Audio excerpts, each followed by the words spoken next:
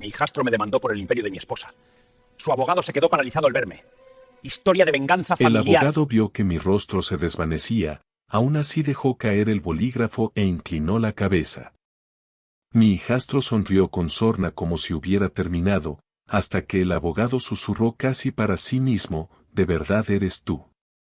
Por un instante, la sala se olvidó de respirar.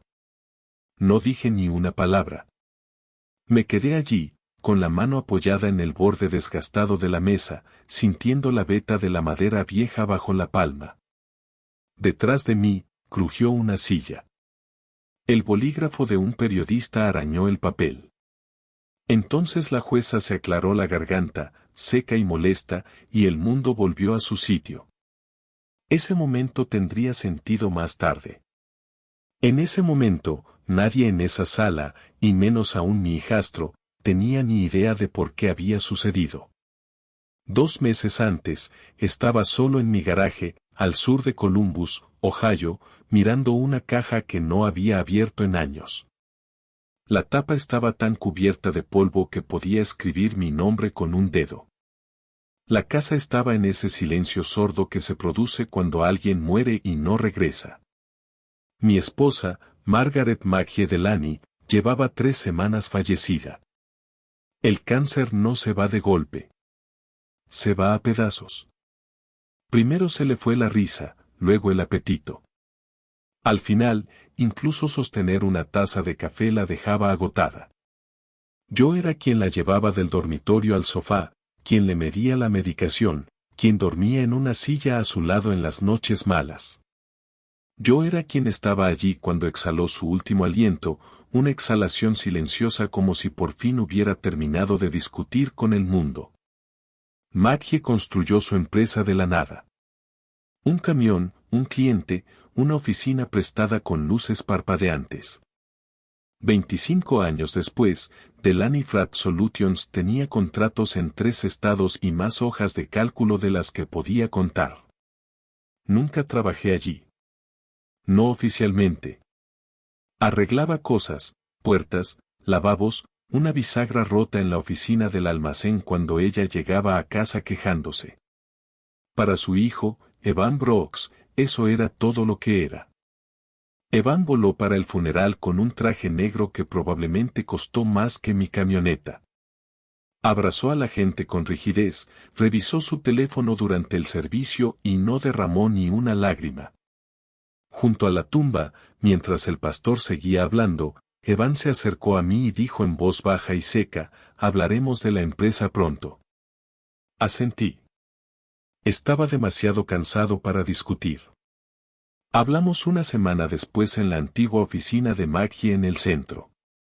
Evan se sentó donde ella solía sentarse, tecleando en su iPad, revisando los historiales como si ya estuviera al mando. Habló de optimizar, reposicionar y proteger la marca. Lo escuché. Cuando finalmente hizo una pausa, le dije la verdad. Maggie me dejó el control. Dije, está en el fideicomiso.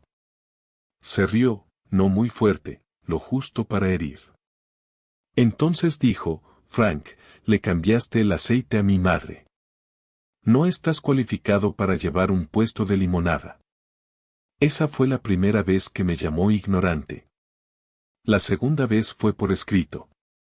La demanda llegó un martes por la mañana, doblada y con aspecto oficial, entregada por un chico que no podía ser más viejo que mis botas de trabajo. Evan había demandado para anular el testamento, alegando que Maggie había sido manipulada durante su enfermedad por un cónyuge parásito sin educación que ejercía una influencia indebida. Parásito. Esa palabra se quedó.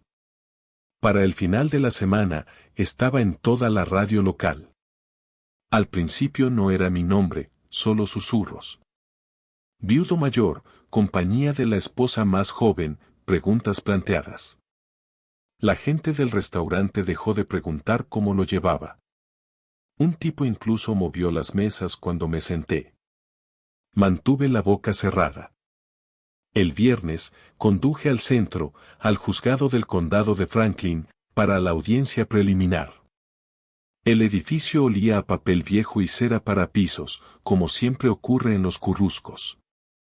Evan ya estaba allí riéndose con su abogado, Derek Klene, un hombre cuyo nombre ponía nervioso a la gente en esta ciudad. Klene se especializaba en destrozar a la gente con cortesía. Evan me miró y sonrió con suficiencia. Fue entonces cuando Klene levantó la vista y se quedó paralizado, dejó caer el bolígrafo e inclinó la cabeza. Ese fue el momento con el que empecé, el que todos recordarían. Pero en ese momento, solo sentía el peso familiar en el pecho, el mismo que había cargado desde la muerte de Maggie. Metí la mano en el bolsillo de la chaqueta y toqué el borde de mi pequeña libreta negra. Una costumbre. La había llevado durante años. Fechas, horas, nombres, pequeñas cosas que la gente olvidaba. Me senté. La audiencia comenzó. Mientras Klein hablaba, exponiendo el caso de Evan con un lenguaje suave y mordaz, observé a mi hijastro. Corte de pelo perfecto, zapatos relucientes, manos suaves, manos que nunca habían arreglado una puerta a medianoche ni sostenido a una mujer mientras vomitaba por la quimioterapia. Klein terminó diciendo, el señor Delany es un hombre sencillo. Esa sencillez fue explotada. No interrumpí porque no estaba aquí para discutir. Estaba aquí para escuchar y recordar. Cuando el juez levantó la sesión, Evan me rozó y dijo, esto no tardará mucho. No tenía ni idea de lo equivocado que estaba. Esa noche, de vuelta en casa, volví al garaje. Abrí la caja polvorienta. Dentro había carpetas viejas, una placa de identificación descolorida y un prendedor de latón que casi había olvidado. La recogí, sentí su peso y anoté la fecha de hoy en mi cuaderno. El papel lento y cuidadoso no olvida y no miente. No dormí mucho después de esa primera audición. La casa crujió como siempre, acomodándose en la fría noche de Ohio, pero cada sonido se sentía más fuerte sin Maggie allí para decirme que dejara de caminar. Alrededor de las 3 de la mañana, me di por vencido y fui a la cocina. Serví café que no quería, me apoyé en la encimera y me quedé mirando el pequeño cuaderno negro que estaba junto a mis llaves. La gente piensa que el silencio es debilidad. Lo que realmente significa es que alguien está prestando atención. Abrí el cuaderno.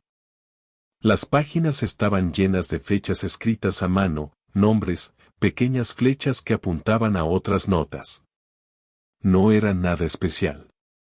Un bloc de notas de campo que llevaba años comprando en la ferretería.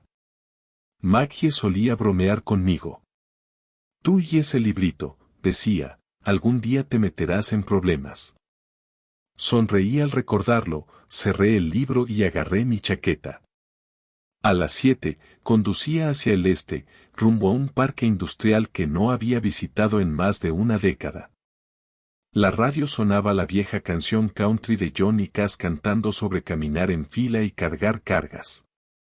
El sol apenas había salido, proyectando una luz tenue sobre los almacenes. El edificio parecía más pequeño de lo que recordaba.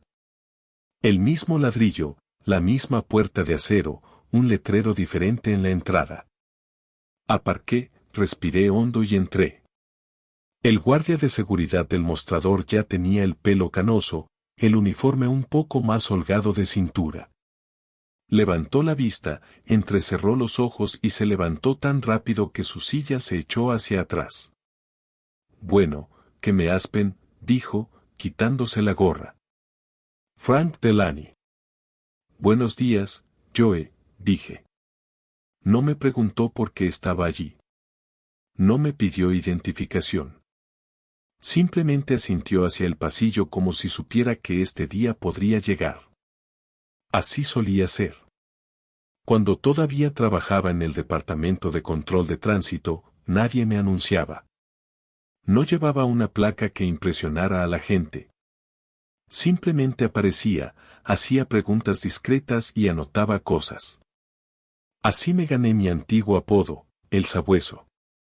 No porque ladrara, porque una vez que captaba un olor, no lo soltaba.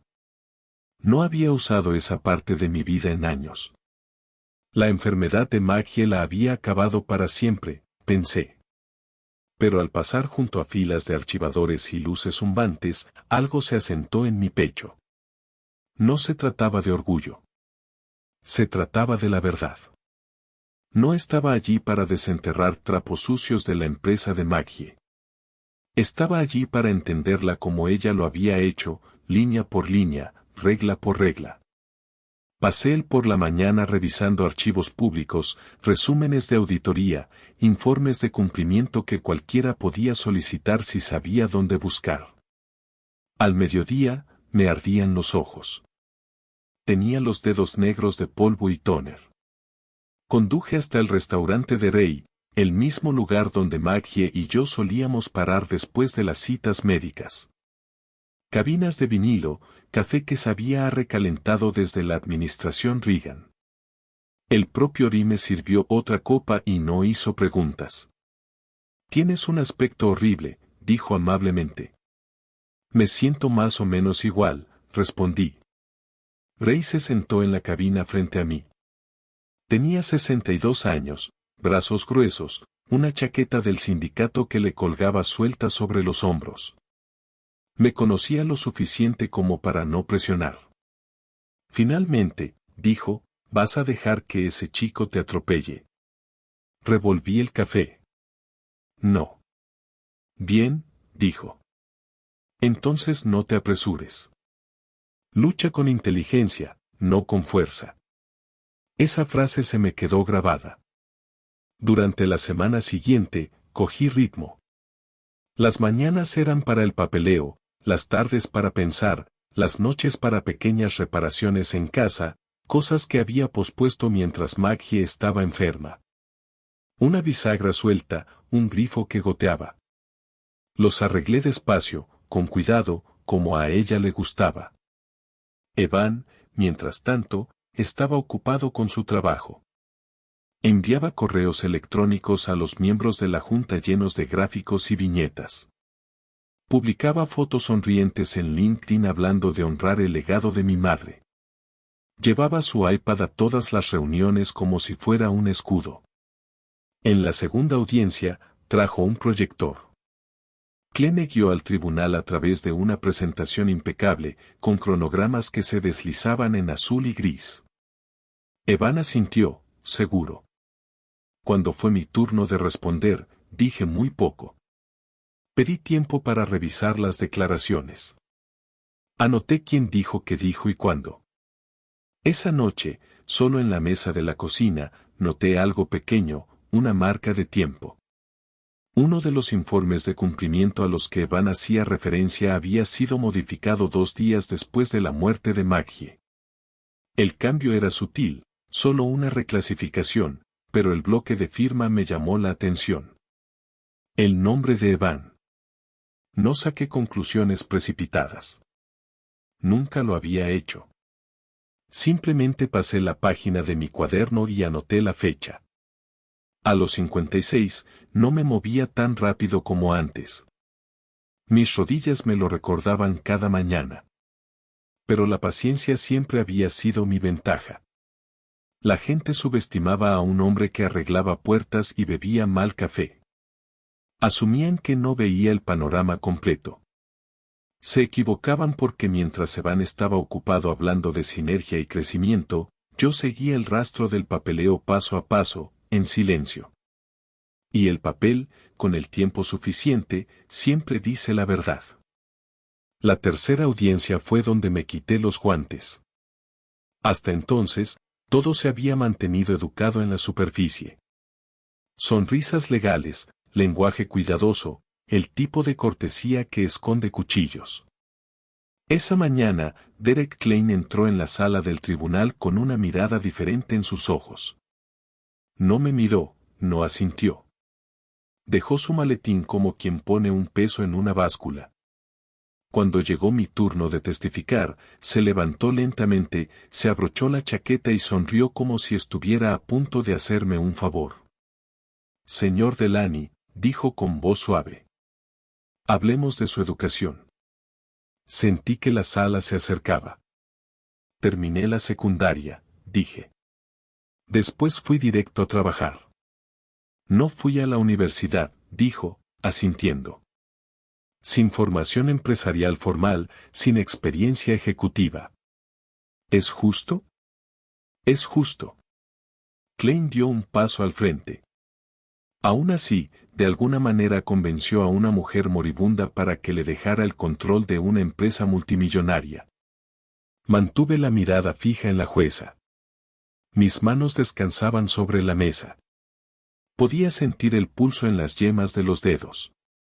No la convencí de nada de lo que dije. Ella tomó sus propias decisiones. Klein rió entre dientes. Le está diciendo a este tribunal que una mujer con fuertes medicamentos y luchando contra un cáncer terminal actuaba de forma independiente mientras estaba casada con un hombre que lo ganaría todo. Ahí estaba la palabra que quería sin pronunciarla. Manipuló mi pecho, oprimiéndome por un segundo. Olía antiséptico y oí el suave pitido de un monitor. La mano de Maggie en la mía, su voz tenue pero firme. No dejes que reescriban lo que construimos. Cuidé de mi esposa, dije. Eso es todo. Klein se acercó. ¿No es cierto?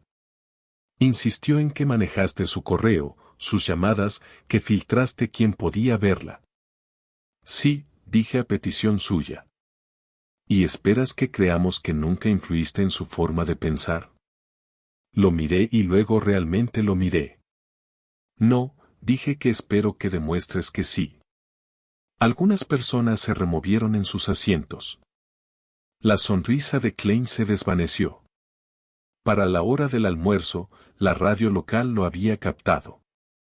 Lo escuché yo mismo sentado en mi camioneta afuera del restaurante de Ray, con el motor en marcha porque hacía demasiado frío para apagarlo. Fuentes cercanas al caso sugieren que el señor Delany aisló a la señora Delany en sus últimos días. Apagué la radio y miré el volante.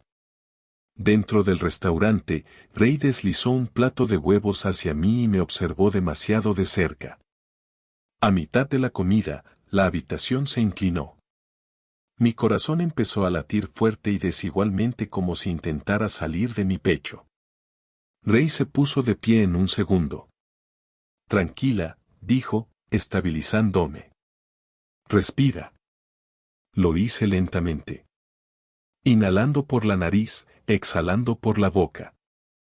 Pasó, pero el mensaje permaneció. Ya no tenía 30 años. El estrés cobraba su precio, lo pidieras o no. Esa noche, casi llamé a Evan. El teléfono pesaba en mi mano. Una llamada y todo podría terminar. Un acuerdo. Tranquilidad. Se acabaron los titulares. Se acabaron los tribunales.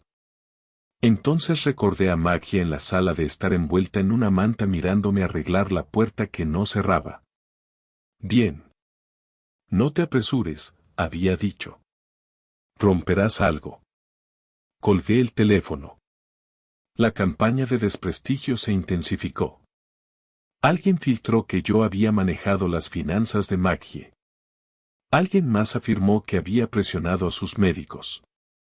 Nada de eso era cierto, pero la verdad corría más despacio que los rumores. En la siguiente declaración, Klein intentó una nueva táctica, velocidad. Pregunta tras pregunta, sin apenas pausar las respuestas, esperando tropezar con mis propias palabras. No lo hice. Escuché. Escribí. Marqué tiempos y frases en mi cuaderno como siempre lo hacía. Cada insulto, cada exageración, cada afirmación descuidada archivada. Una noche, tarde, rodeado de papeles en la mesa de la cocina, pensé que finalmente había encontrado mi bala de plata. Una cadena de correos electrónicos que parecía condenatoria a primera vista. Sentí un alivio que no me había permitido en semanas. Al día siguiente, mi abogado negó con la cabeza. Cadena de custodia, dijo. Destrozarán esto. Así como así, se fue. Me senté solo después, con las manos temblorosas, no de ira esta vez, sino de agotamiento. Presioné las palmas de las manos contra la mesa hasta que se estabilizaron. Fue entonces cuando noté algo más. Enterrado en una actualización de cumplimiento rutinario. Una clasificación de conductor ajustada después de la muerte de Maggie. Firmado por Evan. Pequeño, técnico, fácil de pasar por alto. No lo celebré. Ni siquiera sonreí. Pasé la página y lo anoté. Porque las dificultades no acaban con un hombre como yo. Solo le enseñan dónde mirar a continuación. Para cuando llegamos a la mitad del caso, Evan creía tenerme acorralado. Entró en el juzgado esa mañana como quien va a una entrevista de trabajo. Ya sabía que había triunfado con un traje a medida y un iPad bajo el brazo. Apenas me reconoció al pasar, salvo por una sonrisa forzada que decía, «Mira esto». Observé. La audiencia comenzó con el equipo de Evan presentando lo que llamaban una narrativa aclaratoria. Esa era su frase. Klein estaba de pie junto a una pantalla grande, pasando diapositivas llenas de flechas y recuadros de colores. Paradigma de cumplimiento sinérgico, dijo Evan con seguridad desde el estrado. Así es como modernizamos las operaciones tras el fallecimiento de mi madre. Anoté la frase en mi cuaderno y la subrayé 2 veces. La jueza ladeó la cabeza. Señor Brooks, dijo sin rodeos que cambió. Evan dudó. Solo un instante de más. Optimizamos los informes. Dijo que redujimos los despidos. En mi trabajo, eso era lo que decía la gente cuando no podían explicar los detalles. Guardé silencio. Esa tarde, mi abogado presentó una solicitud limitada. Nada ostentoso, una citación para la auditoría interna, los registros de seguridad y los archivos de calificación de conductores correspondientes a los 30 días posteriores a la muerte de Maggie. El equipo de Evans no objetó. Pensaron que era rutinario, aburrido. No lo era. Los documentos venían en cajas de verdad, cartón ligeramente aplastado en las esquinas, con un ligero olor a polvo y tóner de fotocopiadora. Los apilé en la habitación de invitados y los revisé a la antigua usanza, página por página, bolígrafo en mano. Las notas de campo abiertas a mi lado. Los patrones no saltan a la vista, emergen. Evan había ordenado una limpieza. No era ilegal a primera vista, pero el momento importaba. También las firmas. También el hecho de que unos pocos cambios hicieran que las cifras parecieran mejores de lo que eran. Una línea me dejó paralizado. Un conductor autorizado para viajes interestatales que era menor de la edad requerida. La regla era simple. Sin zonas grises. Y la fecha de aprobación llegó después del funeral de Maggie. Me recosté en la silla y cerré los ojos. Mi corazón late lento y constante. No era ira. Era concentración. No me apresuré a revelarlo. Eso era lo que Evan esperaba. Una revelación dramática, una confrontación. En cambio, esperé. En la siguiente audiencia, Evan testificó de nuevo. Habló con seguridad sobre la cultura de seguridad y la supervisión rigurosa. Explicó el sistema como si lo hubiera construido él mismo. No lo había hecho. Cuando dijo que todos los cambios seguían las directrices federales estándar, sentí el suave clic de una cerradura al abrirse. Esa noche, llamé a Mara Grayson. Contestó al tercer timbre, con la voz tan aguda como siempre. Frank Delany, dijo, me preguntaba cuándo llamarías. Necesito que revises algo que le dije. Hubo una pausa, luego un último caso, dijo. Envíalo. Revisamos los documentos lenta y cuidadosamente. No añadió dramatismo. No lo necesitaba. Cuando terminó, dijo, no sabe de lo que habla. Lo sé, dije. El tiempo lo es todo, añadió. Que termine su historia. Esa noche dormí por primera vez en semanas. A la mañana siguiente, mientras conducía hacia el centro, me crucé con un equipo de construcción arreglando baches. Hombres con chalecos reflectantes trabajaban metódicamente, sección por sección. Sin prisas, sin más ruido del necesario. Así se arreglan las cosas. Dentro del juzgado, Evan se rió con Klein, seguro y a viva voz. Pensó que lo peor ya había pasado. Me senté, abrí mi cuaderno y esperé. Porque a veces la mejor jugada no es atacar primero. Es dejar que otro se ahorque con sus propias palabras. La sala estaba llena esa mañana. No solo abogados y secretarios, sino también periodistas, algunos miembros de la industria que Evan había invitado para el espectáculo y 2 hombres de la junta directiva de la empresa sentados, rígidos, en la segunda fila. El aire se sentía más pesado de lo habitual, impregnado del olor a madera pulida y papel viejo. Alguien tosió. Una silla crujió. Entonces el juez tomó asiento. Evan fue el primero. Hablaba como un hombre que creía que la sala le pertenecía. Expuso su caso con seguridad, dando golpecitos a su iPad para enfatizar, hablando de modernizar las operaciones y proteger el valor de los accionistas. Klein caminaba a su lado, asintiendo en los momentos oportunos, mirándome de reojo con una leve sonrisa. Mantuve la vista fija en la mesa. Cuando Evan terminó, Klein se levantó. Su señoría, dijo. Este caso se ha tratado de claridad, de separar los sentimientos de los hechos. Mi cliente ha demostrado un liderazgo responsable durante una transición difícil. El juez se giró hacia mí. El señor Delany. Me puse de pie. Fue entonces cuando Klein finalmente me miró fijamente. Su rostro cambió. No drásticamente, solo lo suficiente. Entrecerró los ojos, luego los abrió un poco. Su mano se tensó sobre el bolígrafo que había estado haciendo girar. Se le resbaló de los dedos, cayó al suelo y rodó. Durante unos segundos, nadie habló. Klein se agachó para recoger el bolígrafo, pero se detuvo. Se enderezó lentamente, con expresión indescifrable, e hizo una pequeña e inconfundible reverencia con la cabeza.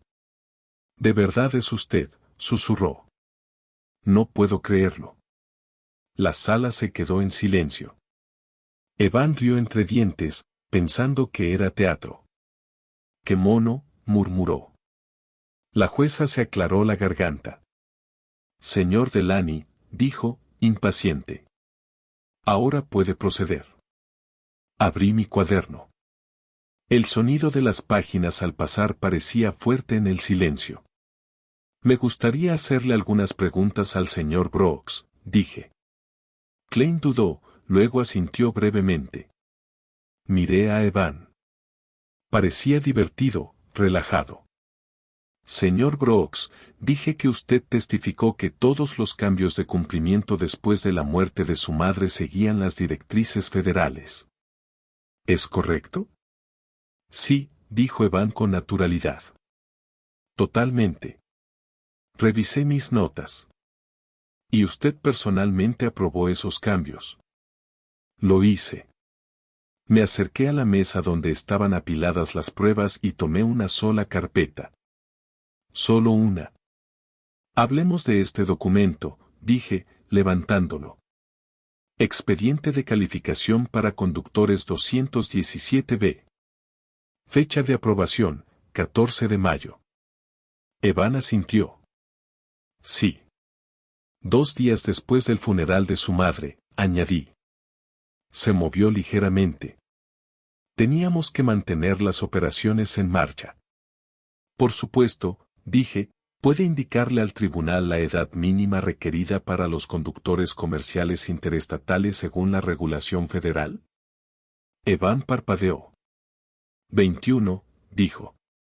Todo el mundo lo sabe. Asentí. Correcto. Pasé una página y el conductor estaba aprobado en este expediente. ¿Qué edad tenía el 14 de mayo? Evan dudó un segundo. 20, dijo, pero levanté la mano suavemente. Responda la pregunta. El juez se inclinó hacia adelante. 20, repitió Evan. Dejé que el silencio se alargara. 3 segundos. 4. Señor Brooks, dije que autorizó a un conductor menor de edad para operar rutas interestatales. Eso no es, empezó Evan. Es una infracción, dije con calma.